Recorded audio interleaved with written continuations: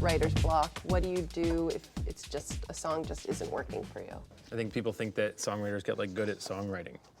And I think you just sort of do it. You do get better. I think you get better at, but every it's not song's a blank linear. slate. It's not. I think it's. I don't think it's like. And I think what's funny is like, it's not like building a table or something where sometimes you build for a year and then in the shower you have a better idea than that whole year. Jack, for you and Love, Simon, you know, these high school romance movies in the past have always resulted in these sort of classic soundtrack songs. Were you thinking about that when you were making the music for this? Yeah. Well, I'd never done a soundtrack before. I'd only done songs, and doing a song is the soundtrack is I believe so much in soundtracks. It was raised. My generation, Reality Bites was really big, which I still hear any of those songs and I go right to the film. I love John Hughes. It's a big part of my life growing up, and I grew up in a real suburban environment and kind of had to dream about a lot of things, not really experience. Like there wasn't a lot of like drugs or sex or anything. It was sort of in your room thinking about it, and I always felt that John Hughes and those songs spoke to that. I don't know if anyone went to like Catholic school or something like. So it's yes. different / same, where it's just like it's this little world, and you know, I started touring when I was 15. I didn't. So it was like before that was just sort of like in the bedroom, you know, writing songs and thinking about things, then going right out into the world. John Hughes and those films meant a lot to me, and so I thought when I started talking about the soundtrack, you try to ask yourself, you know, you spend a lot of years of your life not being invited, right? And then if you have any success, you start getting invited, and you have to start asking yourself, can I actually help here, or do I just want to do this? You know what I mean? Don't you have those things like someone asks you to do something, you're like, oh, that sounds amazing, and then you think, well, am I actually going to help, or do I just want to do it? And Has my ambition outstretched my talent? Totally, like, and so I eyed the concept of working on a soundtrack because they mean a lot to me. And then when I saw the film, because even the film's dicey, like this idea of an LGBT love story rocketed into the mainstream, like it could go so wrong or so right. It could really like just be this like gross corporate spin on a group of people, or it could be beautiful.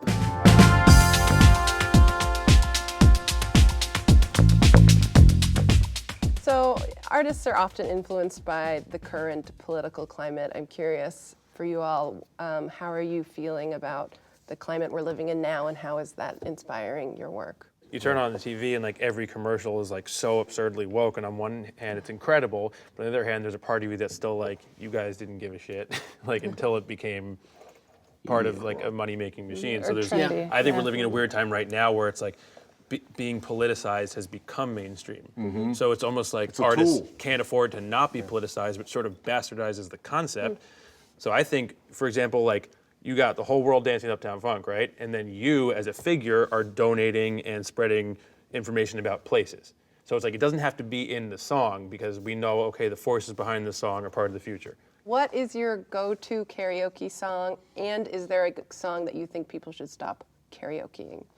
Oh, wow. On the Billy Joel tip, I would say Scenes from Italian Restaurant, not just because it's long, but I think it's kind of cool if you can go through all the motions. And I think Billy... You can act it out, bottle of red, bottle of right. And you can be Brenda or Eddie. And I think Billy Joel has gotten a tough break sometimes, and those songs need to be... He's a great song. Yeah, but some people are like weirdly like... Well, it's like the thing, like if it depends on how you heard it. True. You know, and where you came in at. All right, and our last question here. What was the first concert you ever attended? My dad took me to see Al Kooper, who is probably famous for Super Sessions and the first Blood, Sweat, and Tears album. But there's a song on the first Blood, Sweat, and Tears album called I Love You, which is, I saw him perform it, and I think it's still one of the greatest songs ever. But that was like a small show, and he had... Al Kooper is Played the organ sample on- from Passing Me By the Far Side as well. Really? It's their cover. It's his cover of Season of the Witch that is the sample. Al Kooper's a bit of a hero. He's great. He did the organ in like a Rolling Stone. Yeah, as well. it's funny looking back on 60s and 70s who got their due and who didn't, like, because not a lot of people my age know about Al Kooper, and he's one of the greatest to me.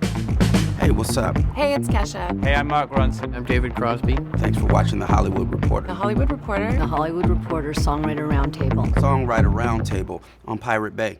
I mean, YouTube.